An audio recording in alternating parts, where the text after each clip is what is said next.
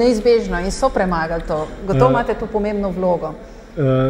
Gre popolnoma za enostavno zadevšno. Do nekega trenutka so napake oziroma so neke zadevšne takšne, ki jih lahko posameznik še ogromno pomeni v procesu reševanja. Ne?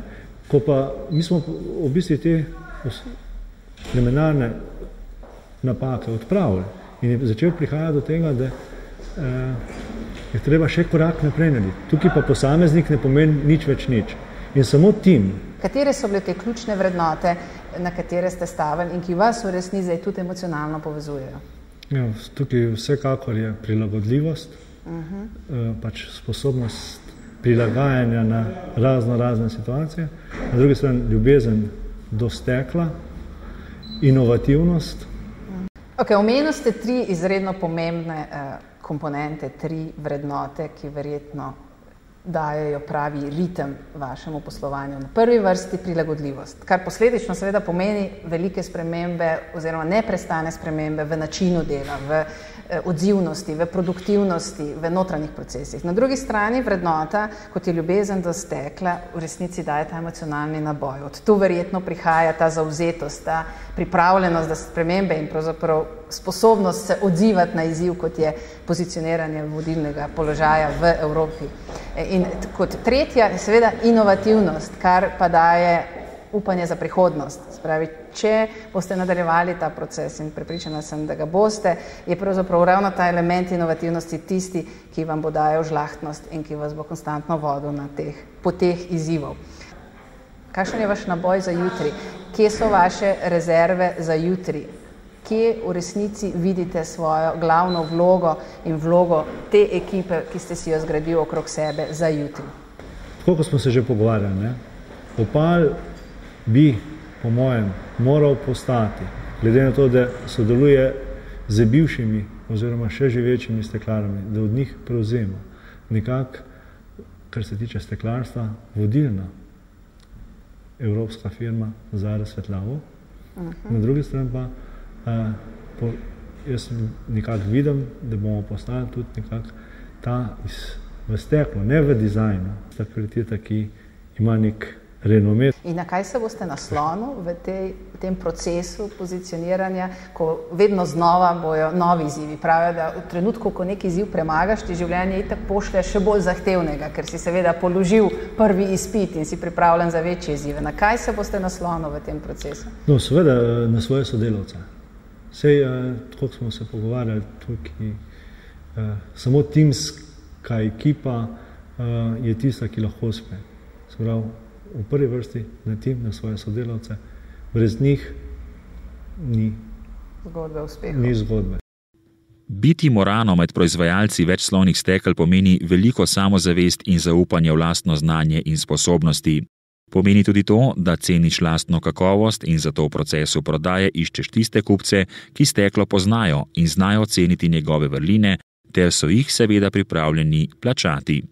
Prodaja postane zaključen krog, od komerciale kupca do komerciale proizvajalca, ki ju povezujejo razvoj, proizvodnja in vse podporne funkcije.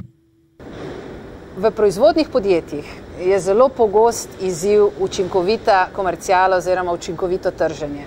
Pri vas je bil verjetno to še posebej izziv, saj so se vam v zadnjih nekaj letih pogoji poslovanja zelo spremenili. Iz nekih standardnih serij, velikih serij, so se vam začela povpraševanja spreminjati v manjše serije, bistveno večjo diversifikacijo proizvodov, bistveno višje zahteve in po kakovosti in po raznolikosti. Torej, kako ste se vi na to odzvali oziroma kaj je v takem trenutku naredila komerciala? No, v prvem trenutku je bil to šok, ampak vsekakor smo ugotovili, da je treba pogledati sebe in nekako naše stranke oziroma naše kupce. Kaj smo naredili? Identificirali smo določene kupce, s katerimi bi lahko sodelovali, vendar v preteklosti nismo zaradi višjih zahtev kvalitete.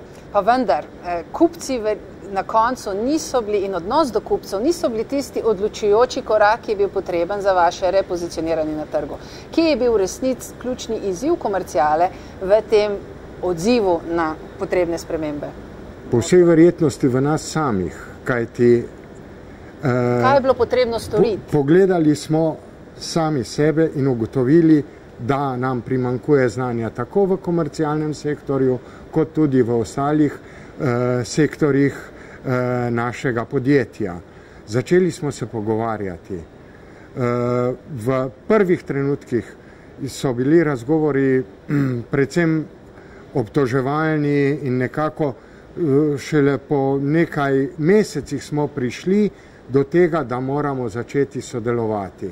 V poslovnem svetu velja, da sta si komerciala oziroma trženje in na drugi strani proizvodnja tako kot pes in mačka v naravnem svetu. Torej vedno na dveh različnih bregovih. Na eni strani proizvodnja teži po enovitih serijah, velikih količinah, na drugi strani trženje spoznava, da so potrebe kupcev usmerjene v specialne produkte, majhne serije, hitro odzivnost. Ali to velja tudi za vaše okolje in če ja, kako ste se na to odzvali? Tudi pri nas smo imeli iste probleme. Vsekakor z obiski naših kupcev smo ugotovili kaj? Da so nam ti kupci zaupali svoje cilje. Svoje cilje, kaj bodo storili danes, kaj bodo storili jutri. In moram reči, da smo ugotovili, da naši cilji, ki jih smo dobro precizirali na nižjih nivojih in tudi v poslovnih načrtih, niso identični z cilji naših kupcev.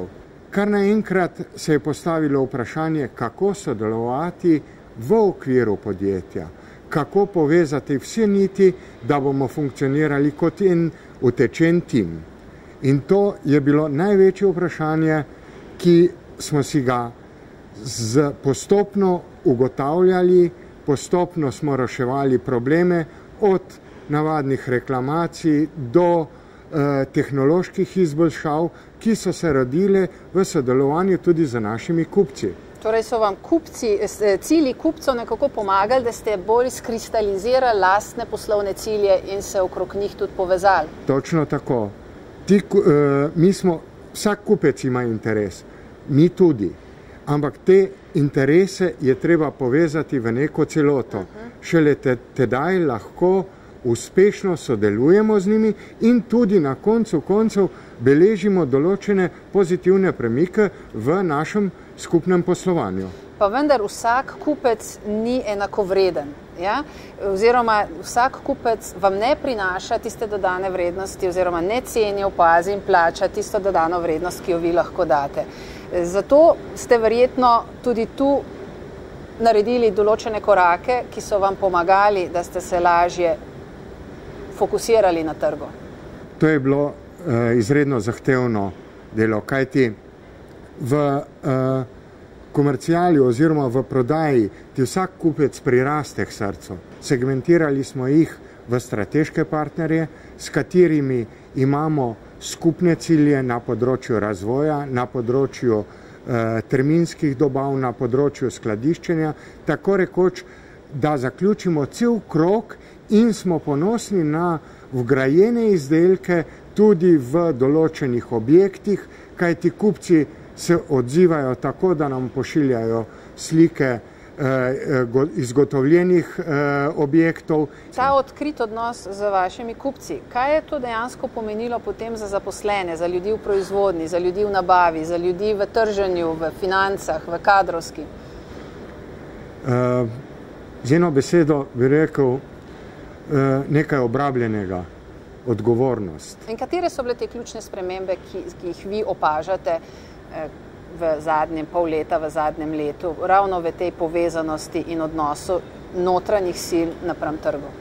Precej ključnih sprememb smo naredili, predvsem v povezanosti, v timih, mi jih imenujemo tim kakovosti, vendar to je tim, ki se zaveda, da mora na koncu koncev kupec prejeti kvalitetni izdelek. V okviru tega so potekale precejšnje diskusije in skozi diskusije tudi odgovornost, da je vsak zaposlen odgovoren za svoj del, ki ga dela in skozi to nastane en proizvod.